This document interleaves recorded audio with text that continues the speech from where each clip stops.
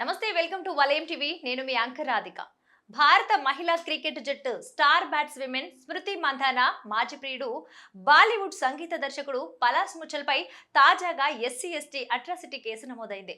మహారాష్ట్రలోని సాంగ్లీ సిటీ పోలీసులు స్మృతి మంధాన బాల్య స్నేహితుడు విజ్ఞాన్ మానే ఫిర్యాదు ఆధారంగా ఈ కేసు నమోదు చేశారు.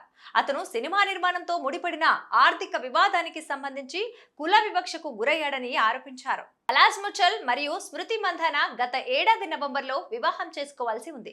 ముందస్తు వేడుకలు కూడా జరిగాయి. కానీ పెళ్లి రోజున అనూహ్యంగా వివాహం రద్దయింది.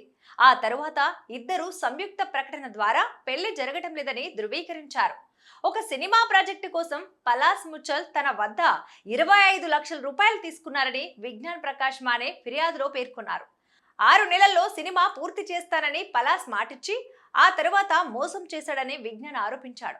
గత ఏడాది నవంబర్ 22న సాంగ్లీ అష్టా రహదారిపై ఉన్న టోల్ ప్లాజా వద్ద డబ్బుల విషయమై ఇద్దరి మధ్య వాగ్వాదం జరిగింది. ఆ వాగ్వాదంలో పలాస్ ముచ్చల్ విజ్ఞాన్ను కులం పేరు పెట్టి దూషించాడని ఫిర్యాదులో ఆరోపించారు.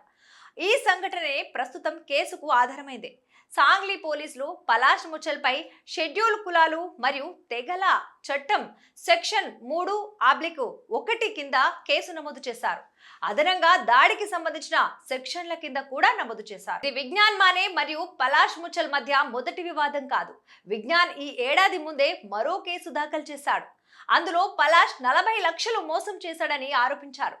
దానికి జవాబుగా పలాస్ ముచ్చల్ విజ్ఞాన్ పై ఇక 10 కోట్ల పరువు నష్టం దావా వేశాడు.